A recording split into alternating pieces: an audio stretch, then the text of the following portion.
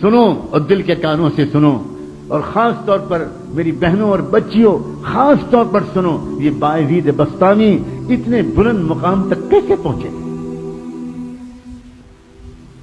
ان کے باپ کا بچپن میں انتقال ہو گیا تھا، یہ یتیم ہو گئے تھے، ان کی ماں بیوہ ہو گئی تھی، اور ماں نے بیوہ ہو جانے کی وجہ سے لوگوں کے گھروں میں کام کاج کر کے اپنا اور اپنے یتیم بچے کا پیٹ پالنا شروع کیا تھا۔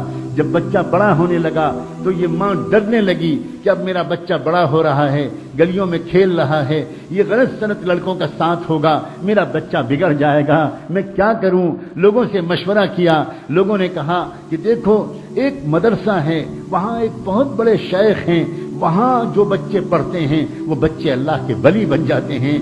ہمارا مشورہ یہ ہے کہ اگر تمہاری یہ تمنا ہے تو تم وہاں اس بچے کو پہنچا دو۔ ماں، بیوہ ماں اپنے یتیم بچے کو لے کر پتہ پوچھتے پوچھتے اس مدرسے میں پہنچ گئی۔ وہاں جا کر ان بزرگ سے ملاقات کی، سلام کیا، تعارف کرایا، حضرت میں غریب بیوہ عورت ہوں، مزدوری کر کے لوگوں کے گھروں میں کام کر کے اپنا اور اپنے یتیم بچے کا پیٹ پالتی ہوں، اس یتیم بچے کو ساتھ میں لائی ہوں، یہ گلیوں میں کھیلنے لگا، مجھے ڈر لگ رہا ہے کہیں بگڑ نہ جائے، اور میری تمنا یہ ہے، اور میرے مرحوم شوہر کی بھی یہی تمنا تھی کہ میرا بچہ عالم ربانی بنے، دین کا خادم بنے، اسلام کا جھنڈا دنیا کے اندر پھیلائے۔ میں تو اس لیے آئی ہوں، مجھے لوگوں نے آپ کا پتہ بتایا، اس بچے کو اپنے پاس رکھ لیجئے اور اس کو ایسا عالم بنا دیجئے کہ وہ نائب رسول بن جائے اور اللہ کو پسند آ جائے۔ وہ بزرگ بہت متاثر ہوئے اس بندی کی ان باتوں سے، کہنے لگے اچھا چھوڑ جاؤ، میں جو کچھ کر سکوں گا کروں گا۔ مگر یہی نہیں، جاتے جاتے اس اللہ کی بندی نے ایک ریکویسٹ اور کی، ایک درخواست اور کی، اور کہنے لگی حضرت ایک درخواست اور ہے، یہ بچہ پہلی بار گھر سے نکل رہا ہے، اس کو میری یاد بہت آئے گی، یہ بہت مجھے یاد کر کر کے روئے گا، آپ سے چھٹی مانگے گا، گھر آنے کی اجازت چاہے گا، مگر حضرت اگر یہ جلدی جلدی گھر آئے گا تو اس کا دھیان بٹے گا اور پھر یہ وہ نہیں بن پائے گا جو میں اس کو بنا ہوا دیکھنا چاہتی ہوں، اس لیے حضرت کچھ کیجیے گا، اس کو میرے پاس تو تبھی بھیجیے گا واپس جب یہ اللہ کا ولی بن جائے۔ وہ حیران رہ گئے، وہ شیخ، وہ بزرگ، یہ کیا عورت ہے، اس کی کیا ہمت اور تمنائیں ہیں۔ کہنے لگے اچھا جاؤ دعا سے میری مدد کرنا، میں جو کر سکوں گا تمہارے بچے کی تعلیم و تربیت کے لیے کروں گا۔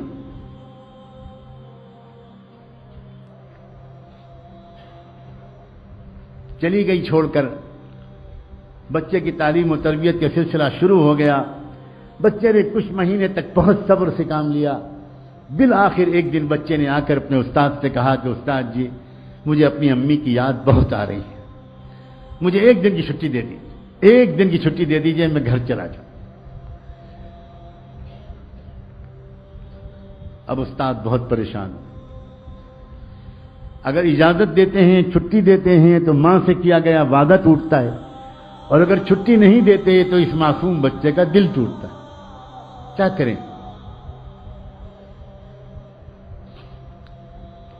اللہ کی طرف متوجہ ہوئے کہ اللہ اس مسئلے کا ایسا حل میرے دل دماغ میں ڈال دیجئے کہ نہ دل ٹوٹے بچے کا، نہ وعدہ ٹوٹے۔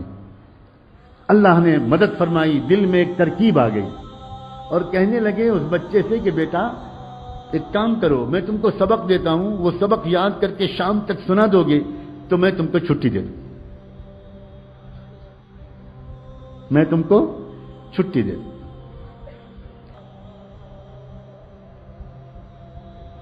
بچہ خوش ہو گیا، جی استاد جی مجھے سبق دے دیجیے۔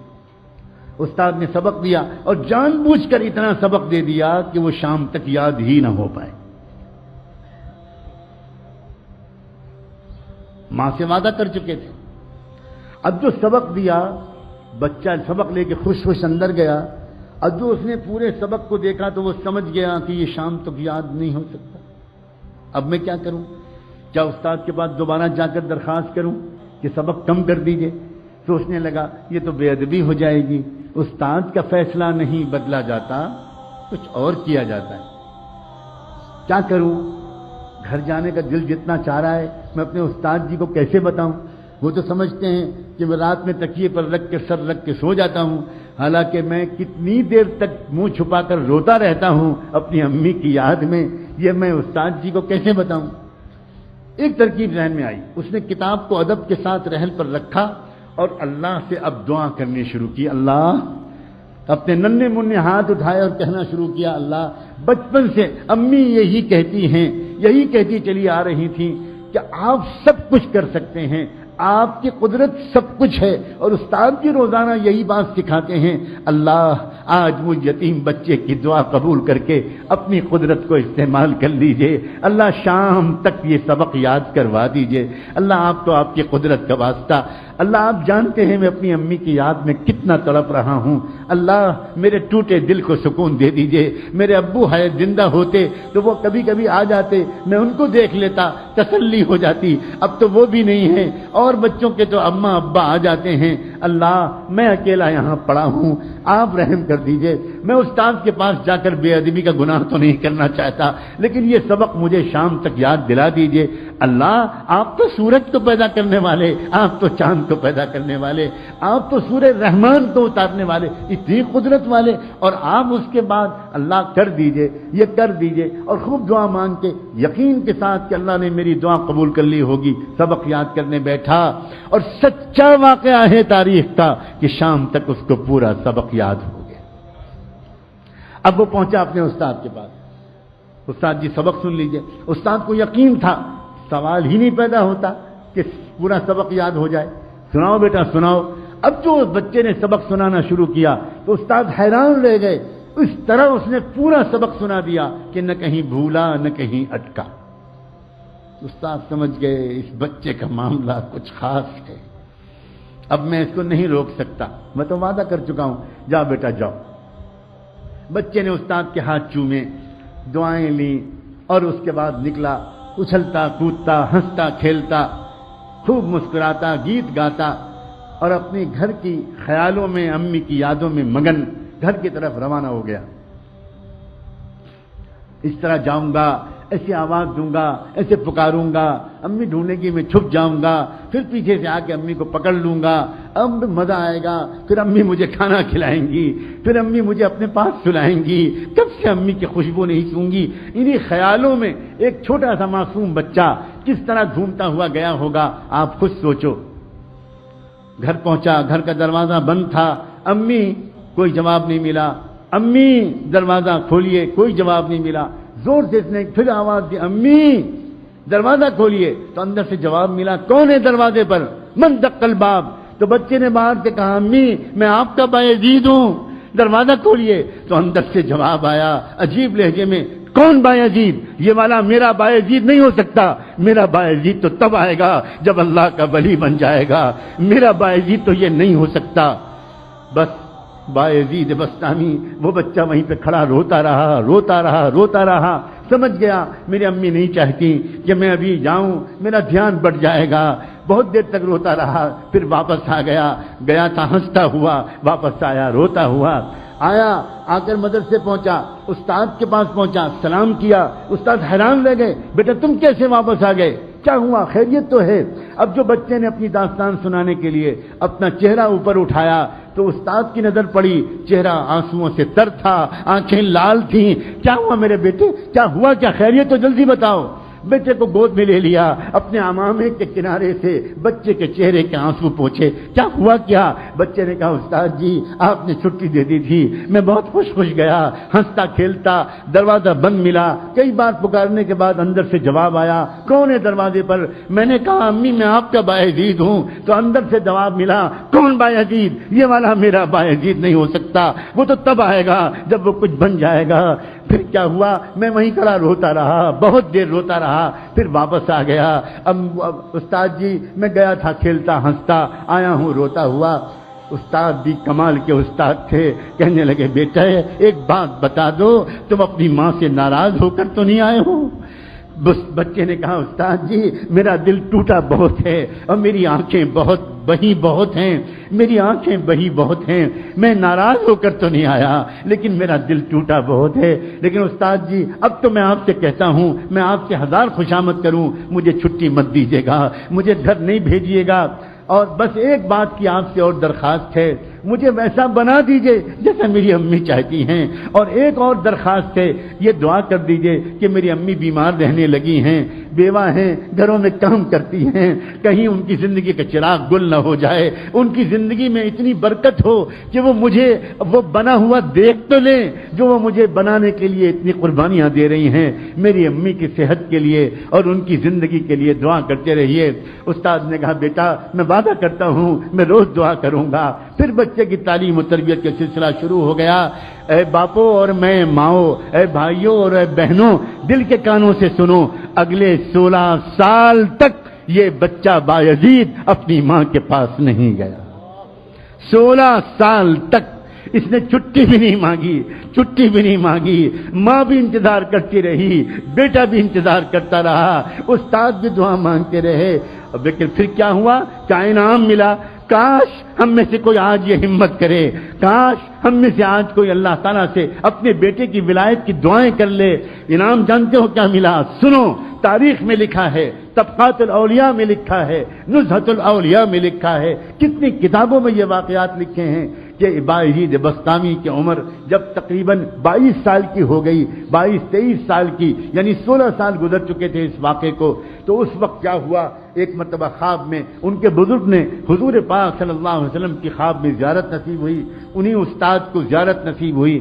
جب وہ تہجد پڑھ کے دوبارہ سنت کے مطابق تھوڑا سا لیٹے تھے، سنت یہ ہے کہ تہجد کی نماز اور فجر کے بیچ میں ایک 10-15 منٹ کے لیے آنکھ لگا لی جائے تو آدمی فریش ہو جاتا ہے اور پھر فجر بعد سونے کی ضرورت نہیں رہتی، یہ سنت ہے۔ اس سنت کے مطابق تہجد پڑھ کے فجر سے پہلے وہ ذرا دیر کے لیے لیٹے کہ ان کی آنکھ لگی اور پھر تشریف لائے، زیارت ہوئی رحمت دو عالم امام الانبیاء حضور اکرم صلی اللہ علیہ وسلم، اور ان بزرگ سے کہا کہ وہ جو نوجوان ہے نا بایزید تمہارے پاس زیر تربیت، اس کو ولایت کبریٰ کا جھنڈا دے دیا گیا، فیصلہ ہو گیا اللہ کے ہاں سے کہ پورے عالم میں قیامت تک اس کے ذریعے دین کا کام ہوگا، جاؤ اس کو خوشخبری سنا دو اور اس کو روانہ کر دو۔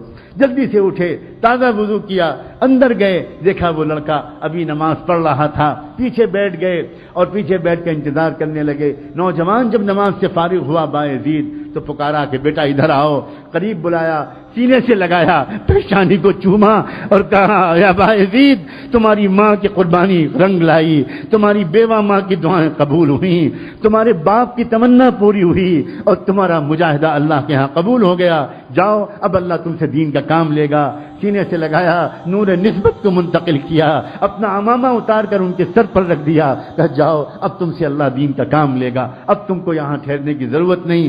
بایزید بسطامی نے اپنے استاد کے پھر ہاتھ چومے، پیشانی کا بوسہ لیا، سر پر ہاتھ پھروایا، دعائیں لیں اور پھر اس کے بعد روانہ ہوا۔ وہی راستہ تھا، وہی گھر تھا، وہی گھر کا دروازہ تھا، آج بھی دروازہ بند تھا، مگر آج کیا ہوا؟ جیسے ہی پہنچے اور جا کر آواز دی امی، پہلے ہی دروازے آواز پر ماں دوڑی ہوئی آئی، دروازہ کھول دیا، سامنے نوجوان سنت کے لباس میں ملبوس، تقوی کی نور پیشانی سے پھوٹتا ہوا۔ ماں نے دیکھا آ گیا میرا بیٹا، آ گیا میرا لال، میرے جگر کا ٹکڑا آ گیا۔ بچے نے کہا جی امی میں آ گیا۔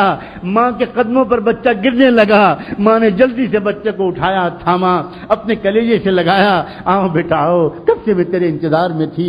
بستر پر بٹھایا اور کہا بیٹا تھوڑی دیر انتظار کر لو، میں ابھی گرم گرم کھانا تجھے کھلاؤں گی، مگر میں پہلے اپنے مالک کا شکر تو ادا کر لوں۔